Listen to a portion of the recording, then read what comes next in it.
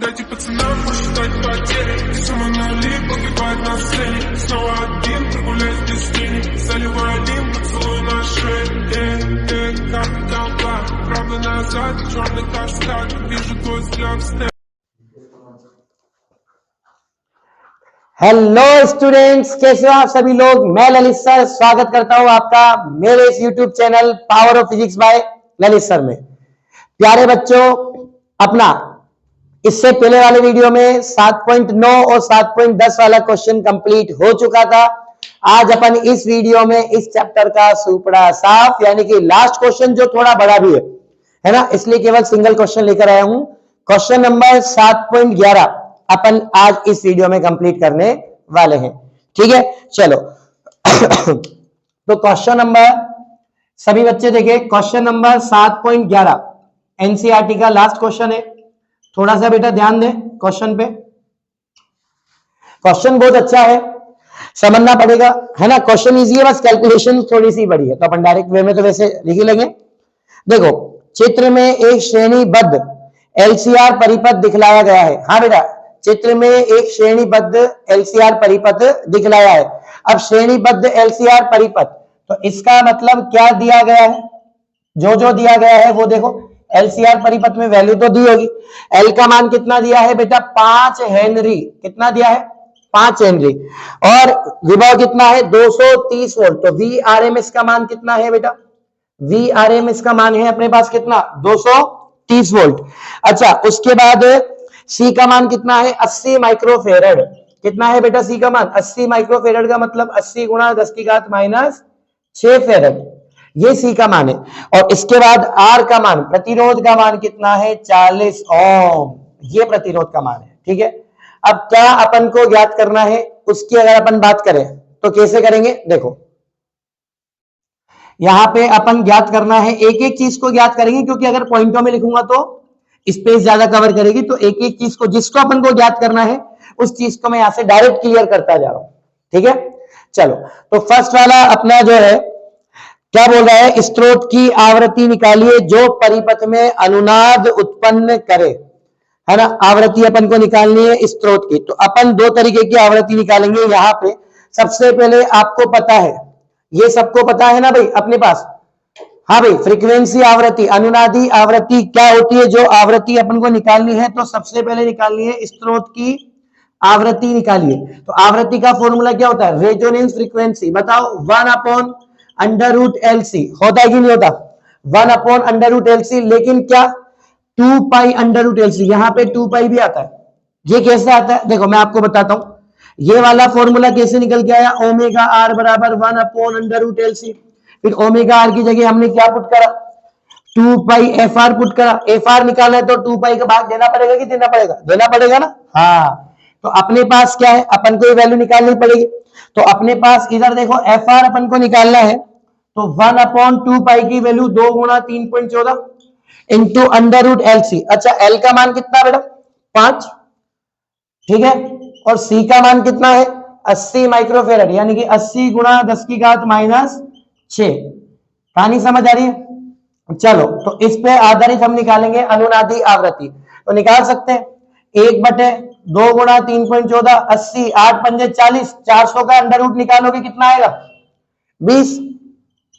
400 का कितना आएगा, 20 आएगा कि नहीं आएगा, है ना।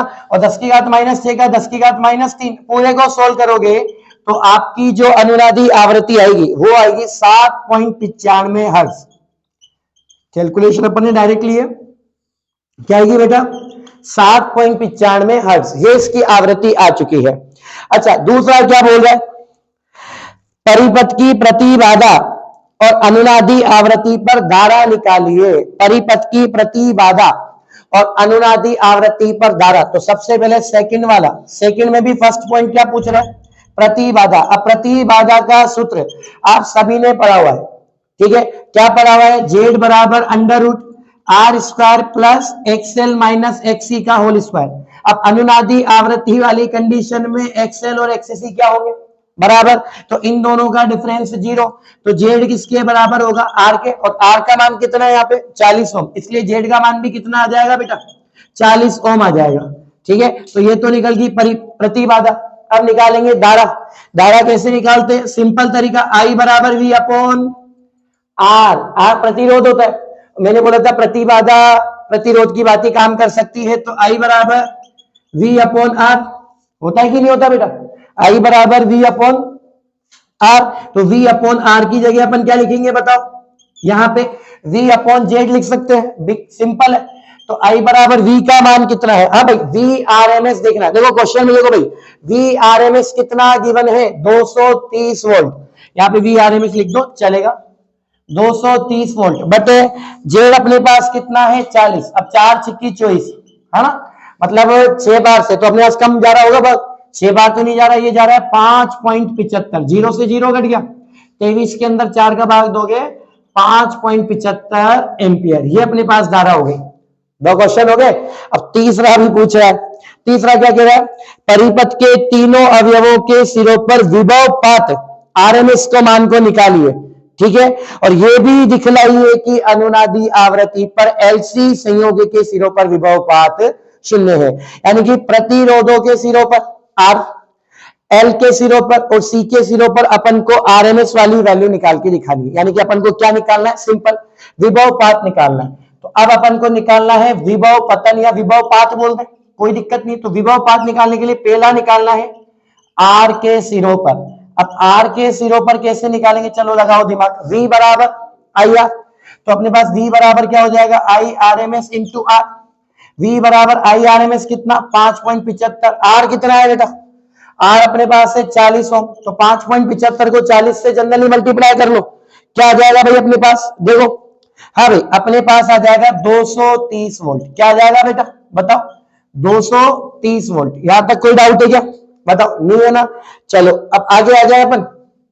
हाँ भाई आगे है कि नहीं है? आगे सेकंड नंबर पे क्या पूछ रहा है? एल के सिरों पर, तो एल के सिरों पर विभव पात, तो एल के सिरों पर कैसे निकालोगे? वी एल बराबर वही आई आर, तो I R M S into XL. अब एक्सएल को अपन क्या लिख सकते हैं बताओ? I R M S into omega R L. हाँ भाई XL is equal to omega L होता है और XC is equal to 1 upon omega C होता है, ठीक है। तो XL is equal to omega R L, अब V L is equal to I R M S की वैल्यू 5.75 है ना। एल का मान कितना दे रखा है? 5, लेकिन ओमेगा आर का मान नहीं है। तो ओमेगा आर का मान देखो क्वेश्चन में दे रखा है क्या? नहीं दे रखा। तो ओमेगा आर का मान कैसे निकालोगे? लगाओ दिमाग। ये सूत्र होता है, देखो ये फॉर्मूला होता है कि नहीं होता? होता है। चलो तो यहाँ पे पहले ओमेगा आर की वैल्यू में साइड में कैलकुलेट करके बता दूं। Omega R is equal to 1 upon under root L C. Omega R is equal to 1 upon under root L का मान 5 और धारिता यानी कि अपने पास ये है 80 माइक्रोफेरड 10 की घात -6, इसका अंडर रूट वही 8 पंजे 40, तो 400 हो गया। 400 का 20, 10 की घात -6 का 10 की घात बोलो कितना? -3। -3 को ऊपर ले जाओ, ठीक है। 1000 में भाग दोगे अपने पास 20 का, तो 50 रेडियन प्रति सेकंड आपका ओमेगा आ जाएगा। इसको सोल्व करने पर ये ओमेगा की वैल्यू इसमें काम आएगी, ठीक है। अब ओमेगा की वैल्यू इसमें काम आएगी, तो ओमेगा कितना हो गया? 50। एल कितना है? 5, तो 50 इंटू 5 250 को इससे मल्टीप्लाई करोगे तो आपके पास देखो वी एल की प्रैक्टिकल वैल्यू आ रही है 1437.5। कितना आ रहा है बेटा? 1437.5 वोल्ट। वी आर कितना आ रहा था? 230 वोल्ट। अब लास्ट कौन सा बचा अपना? लास्ट बच रहा है, बोलो, तीसरा वाला। ये भी बच रहा है ना, बोर्ड में स्पेस तो बेटा बचा नहीं। तो ऐसा करो फटाफट से इसका ले लो स्क्रीनशॉट, फिर अपन इसके आगे भी बताते हैं। अभी क्वेश्चन पूरा नहीं हुआ है, आगे का स्क्रीनशॉट लो फटाफट।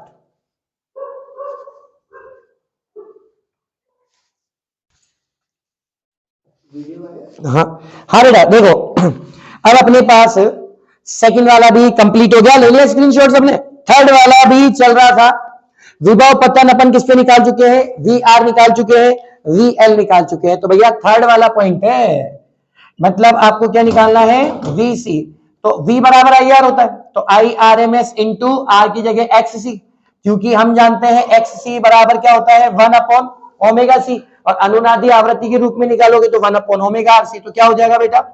VC बराबर I R M S into इसकी जगह एक्स सी की जगह 1 अपॉन ओमेगा आर सी।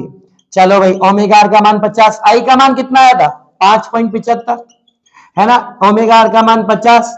और बताओ सी का मान कितना है, एक बार देखो सी का मान अपन वैल्यू रख रहे थे ना 80 गुणा 10 की घात -6। हाँ भाई 80 माइक्रोफेरेड ही था ना, था कि नहीं था। अब जब पूरे को चेंज करोगे, पूरे को सोल्व करोगे तो सोल्व करने पर वही वैल्यू आएगी जो VL की आई थी। तो कितना आया था 1437.5 वोल्ट, ये आएगी बेटा, ये आपके यहाँ VC की वैल्यू आ गई, आ गई। अब इस क्वेश्चन का एक लास्ट लॉजिकल कंसेप्ट है, बड़ा प्यारा कंसेप्ट जो उसने क्वेश्चन में पूछा, अब तक किसी क्वेश्चन में नहीं पूछा गया। ये बोर्ड के लिए भाई साहब बिल्कुल लॉलीपॉप क्वेश्चन बनता है जो चकमा दे सकता है आपको, है ना। क्या वो कह रहा है, दिखलाइए कि अनुनादी आवृत्ति पर LC के सिरों पर विभव पात शून्य है, मतलब V बराबर VL माइनस VC, तो VLC परिणामी क्या हो गया, थोड़ा सा इसको चेंज करते हैं, देखो VL माइनस VC, तो L और C का परिणामी VLC, V बराबर IR। अब R की जगह क्या बन गया, याद करो, अपन ने L का निकाला सर्किट का, C का निकाला, तो C और L का सर्किट ओमेगा RL माइनस 1/ओमेगा RC। पढ़ा है किस तरह की इक्वेशन, मैंने याद करो नोट्स में आपको पढ़ाया है पूरा, ये जो परिणामी वोल्टा की इक्वेशन निकल कर आती है। चलो ओमेगा RL को सोल्व किया, इसको I के साथ मल्टीप्लाई करके ब्रैकेट खोल लो, बात तो वही है, चाहो तो खोल सकते हो, है ना।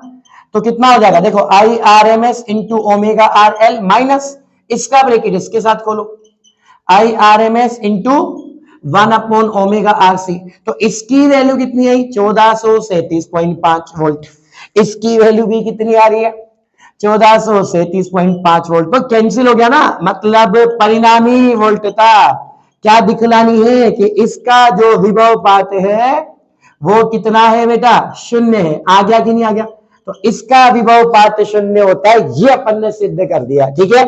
तो इसी के साथ प्यारे बच्चों आज अपना चैप्टर 7 कंप्लीट हो चुका है, ठीक है।